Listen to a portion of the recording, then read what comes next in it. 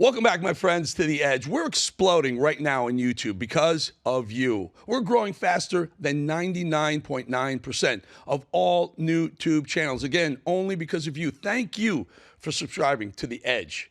We're becoming a platform for male performance. Physically, sure, but mentally too, spiritually, and all things successful men strive for. We thrive while other men survive. I want you to listen to a motivational moment today, and if you stay till the end, you'll hear from the best of the best, the GOATs, so to speak, about how and when they found their edge. Patrick Bet-David, Brett Favre, Jordan Belfort, Dietl, and a special clip from Tito Ortiz at the end of this episode. So let's go. Let's dig in. Here's the truth no one wants to tell men. Most of us don't fall in the big moments. We fall in the quiet ones. Not when life is chaotic, not when the pressure is high. That's when some of us are actually at our best. No, most men lose ourselves, in the slow weeks, the empty spaces, the soft seasons. The days off can be therapeutic, or they may be deadly to keeping your edge. That's when your discipline fades. That's when the fire dims. That's when you stop moving forward and you don't even notice it's happening. Not until one day you look in the mirror and you don't recognize the man staring back at you. And I'll tell you something else. It happened to me more than once. Baseball, trading, television, every arena, every time things got quiet, I started to drift. And every time I had to make a decision, well, did I let myself get soft or did I sharpen?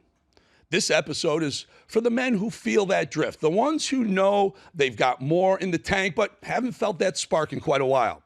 If that's you, stay with me, because by the end of this episode, you're going to understand exactly how to get your edge back and how to make sure it never slips away again. Let's talk about the quiet season and why it's the most dangerous time in a man's life. Before we dive in, I'm Eric Bolling, and this is The Edge. If you're a man who wants more strength, more clarity, more drive, you want to find your edge, you're in the right place. Hit subscribe, and that matters a lot to us. Please do that. All right, now let's get into it. Let me tell you a little something I've learned across 3 arenas: baseball, the trading pits of New York, and television.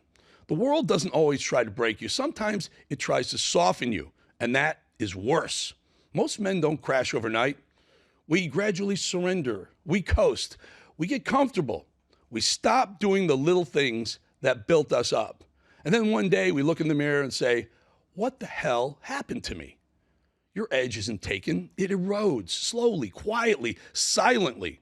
So how do you prevent that slow slide? How do you stay sharp when everyone around you is coasting?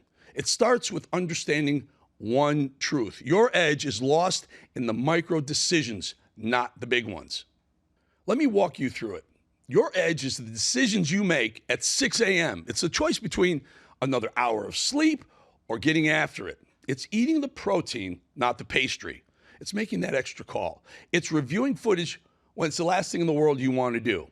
And this applies to men at any age, 20, 40, 60, it doesn't matter. The sharper man always wins. Not the younger man, not the more talented man, the sharper man. Men lose our edge not because we get older, because we get comfortable. Our edge isn't something we have. It's something we have to find. It's something you maintain. It's something that stays with you if and only if you maintain it. It's grit. It's discipline. It's the fire inside of you that demands you show up every damn day. There's a war inside every single man between identity and momentum. Identity is who you think you are. Momentum is what your actions say you are. Momentum is what the world sees that you are. Most men rely on identity. I used to be in shape. I used to compete. I used to play pro ball. I used to be dangerous. I used to be a great trader.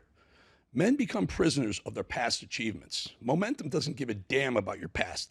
Momentum asks, what did you do this week, today, this hour, this moment? Edge men don't cling to identity. We build momentum. We can feel ourselves moving forward. Even if it's small, even if it's 1 inch at a time, we know we're not going to be stuck. If identity is your story, well, then momentum is the proof everyone sees. You know what's funny? Most men think pressure is the enemy. No. Pressure is far more important than almost anything else we have. Pressure is the advantage. Pressure is the secret sauce. Pressure forces clarity. Pressure forces performance. Pressure forces you to rise up. Everyone watching right now knows this. You've had moments in your life where you were at your best because you had no choice. That is harnessing pressure right there. In all three arenas of my life, baseball, floor trading in New York, television at the highest level, I performed best when the stakes were the highest. Edge men don't run from pressure. We weaponize it. You want to try and stay sharp? You need pressure in your life. You need challenges. You need a target. You need a number to chase. So let me challenge you right now. Right this moment, right now, someone watching has been drifting. Probably a lot of you have been drifting, feeling numb, feeling stalled, nothing really going on in your life, no edge. You haven't done anything wrong. You've just been coasting. But today, make the turn. Pick just one thing that you'll do today and every day for the next 7 days, 1 week, one micro decision that sharpens you, a workout, a book, a cold plunge, a business call, a tough conversation. Doesn't matter what it is. What matters is the commitment. Show up today and then show up every day for the next 7 days. That's how you get your edge back. It's not one big act. It's 1,000 small ones. Well, if this episode hit something in you, it's not an accident. It means there's still fire in your tank. It means you're not done. And the edge is here to sharpen you, not soften you. If you haven't already, hit subscribe and join us. This community is growing 15 times faster than the average new YouTube channel because men everywhere are hungry for strength, discipline, truth, and the edge. We got a challenge for you. Let's crack 7,000 subscribers before the ball drops on 2025. Be a part of it, stay sharp, stay dangerous, and always stay on the edge. Well, as promised, we're going to take you through some of the most amazing moments of the edge so far. Some of the guys who found their edge and how they found it. Boy, are they not only surviving, they're thriving on the edge. Let's start with Patrick Bet-David. One time I'm on this stage and I'm speaking. It's probably 1,000 people in attendance in this insurance conference. And this one lady comes up, very competitive environment we were in, and she's calling me out. And she's saying, well, you know, you guys are not at our level and we run a better agency than you would. I'm sitting all the way in the corner. I'm just watching her. She's over there and she keeps looking at me like this. And I'm the closing speaker. You don't say something like that about the closing speaker. I'm the closing speaker. I get up and I said, let me tell you something.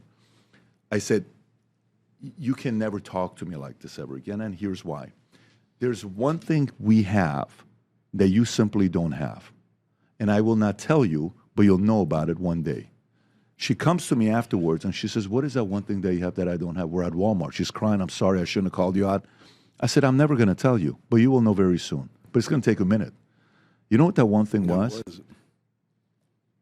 I knew I'm never going to stop. Mm-hmm. There is nothing more intimidating, Eric, than an opponent that will never, ever stop. No matter how much money they make, no matter how many accolades they get, no matter how many awards they get, no matter how many homes, properties, watches, gold, Bitcoin, whatever you talk about, there are these handful of people in every industry that you meet that they're psycho competitors, that their biggest edge is, I'm not going to stop. And you know your peers are going to stop at a certain level. And by the way, when I said that, it's not like I doubted myself. It's not like I questioned I knew I wasn't a massive player yet at the time. I was coming up, but I knew you may be ahead of me right now, but I'm telling you, you will not beat us because we're never, ever going to stop. I don't even think we're in the same league. By the way, she makes very good money right now.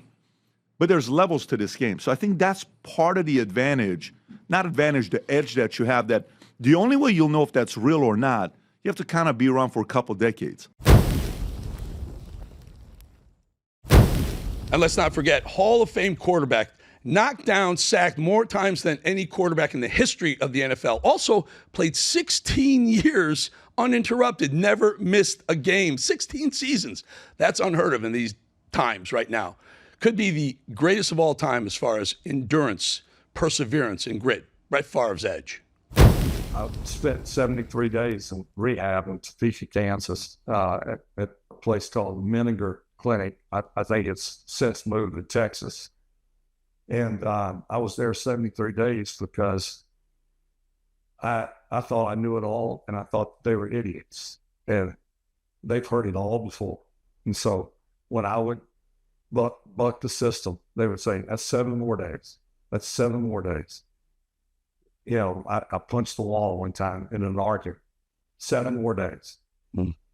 And finally, I bought into what was going on in the education part of it, and, you know, relinquishing basically your will to, you know, this cause was hard, you know, because I'd won 2 MVPs in a row, was getting ready to win my 3rd and a Super Bowl. So you think, you know, I'm 26 years old. I'm thinking,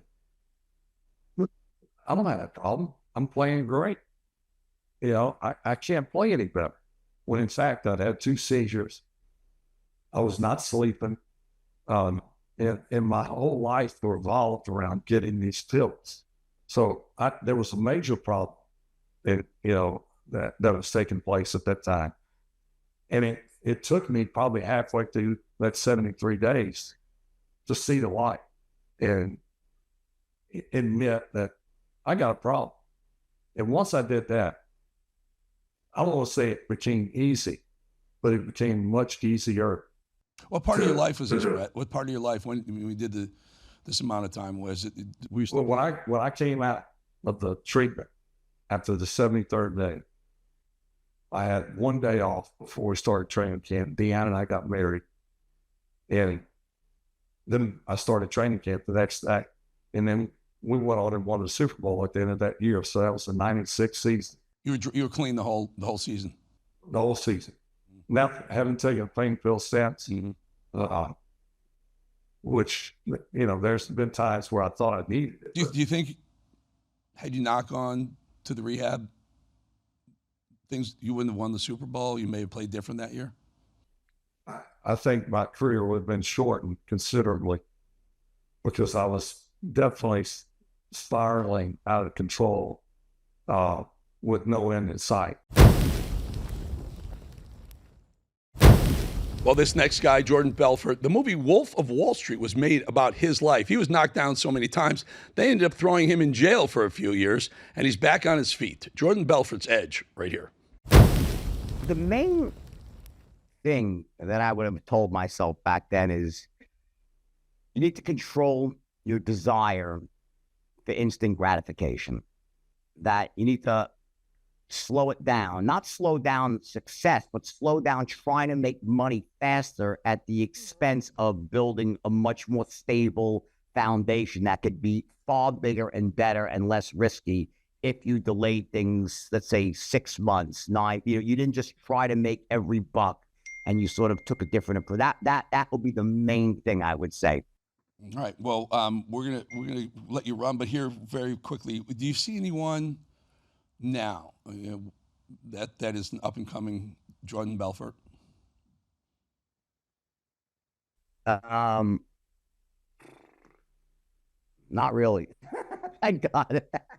I mean, listen, people come up to me all the time and say, you know, you inspire me, I'm the next. Well, you know, and I think that, listen, there's a lot of amazing qualities that I had, but I really think that you need to temper that, or that you don't want to break the law and get in trouble. It's not worth it. It's like you could take everything I did, but just don't do that last 5% where you step over that line ethically and legally, and you could have the most amazing life in the world. And I'm not going to judge you whether you do drugs or not. It's everyone's personal decision, right? But I had an amazing life. That was a clear error I made, was stepping over the line ethically and legally. And I would never encourage anybody to do that. Never. But the drive, the hard work, the intuition, the inventiveness, the leadership, the motivation, that stuff is all amazing. And learning how to close at the highest levels are integral, mission-critical skills for being successful. I think it's one of the most important things you said. I knew all along that I was able to sell. Once I knew I was able to sell, I was never going to be broke. That is a very important statement you made. Well, speaking of the Wolf of Wall Street, this guy was in the Wolf of Wall Street as well. Dietl was a New York City detective, a cop on the mean streets of New York. Then he went after the mob. Finally, he ended up in Hollywood. What a life story this guy had. Dietl. I got so much fucking energy. I'm going to St. Bart's next week for 9 days. Then I'm going again in December for 9 days. People say, how can you do that? You know how you can do it? Live life to the edge. You see the edge in back of you? Get it all, do it all. Because you know what? If you wait and then all of a sudden you get health problems. I have so many guys that never travel. I travel the world. I do everything, full throttle, because you don't know when all of a sudden the Grim Reaper might come and knock on your door. So live your life to the edge, and you don't ever apologize about anything you've done. Because you know what? I was a gambler, Eric, a bad gambler. I lost tens of millions of dollars. I'm not proud about it, but that was me. Thank God it's all gone. But now I've decided I have a few dollars. I'm going to spend that money. I can help my children and enjoy myself. And here's a little teaser taste for you. Tito Ortiz, one of the world's greatest MMA fighters, all-time greats, actually fought with a broken back, fought some of the biggest names in MMA history. You're going to want to watch this. This is a tease to next week's episode. Watch. I like pressure. I like when people say I can't do something.